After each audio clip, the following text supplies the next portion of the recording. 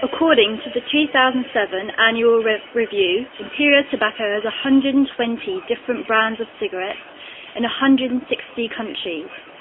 It employs an impressive 14,000 employees worldwide. Its key brands include Davidoff cigarettes, Golden Virginia rolling tobacco, and Rizda, the UK's best-selling rolling paper. Imperial Tobacco has made 200.3 billion cigarettes and 24,450 tonnes of tobacco. In the United Kingdom alone, their net revenue was £876 million and profit was reported at £564 million. Are you aware of the fact that there are 60 substances in cigarette smoke that cause lung cancer, and that cigarette smoking causes 87% of lung cancer deaths and is responsible for most cancers of the oral cavity, the stomach, the bladder, and many more? When smoking, you also harm everybody else around you. Second-hand smoke is responsible for an estimated 3,000 lung cancer deaths among US smokers each year. It is also proven that men who smoke are about 23 times more likely to develop lung cancer than non-smokers, and women are 13 times more likely.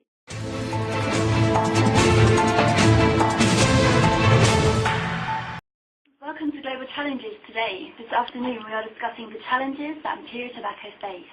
Joining us, we have an employee from Imperial Tobacco, a CSR expert, and a marketing and business development consultant. What challenges do you think that Imperial Tobacco faces in the new year? Well, we've conducted a pestle analysis, and one of the main challenges that we face is actually our market competition. That, with boosting sales and profit within the UK, is one of our main focuses right now.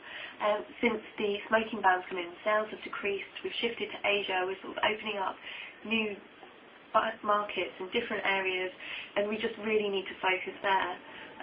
That seems to be our main priority at the moment. Surely the reason that sales have declined in the UK is the evidence that smoking causes cancer is becoming stronger by the day. Don't you care about your consumers? As we've seen in the video, smoking is becoming more and more a threat to our health. So for our viewers, CSR is mentioned all the time, but not many people really know what it is. But luckily we have a CSR expert with us here today, so Kat, maybe you could shed some light. Of course. Well, I mean, even amongst experts, no one really knows truly what CSR is. There's no universally defined definition. In fact, Astridge Business School recently has found that there are over 147 different species of CSR.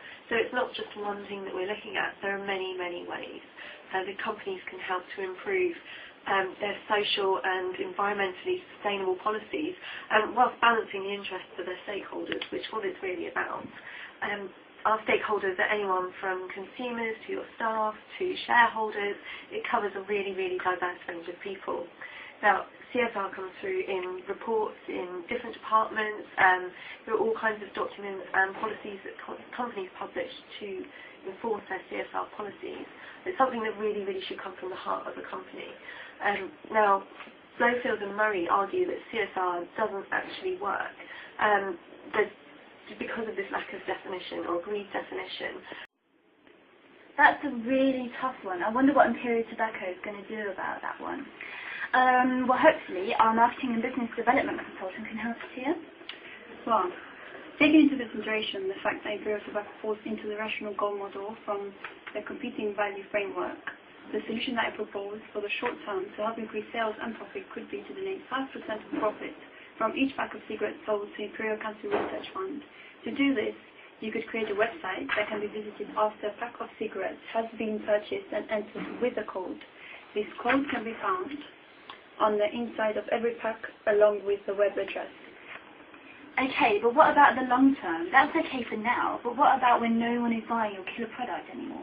Absolutely. Imperial Tobacco needs to branch out. They must employ differentiation to service. This means providing a new range of products that will add unique value to your customers to differentiate from competitors and prevent the company from being left with an undesirable and unwanted product to market. Okay, thank you, Adona, for that. Unfortunately, that's all we have time for this week. Thank you for joining us for Global Challenge.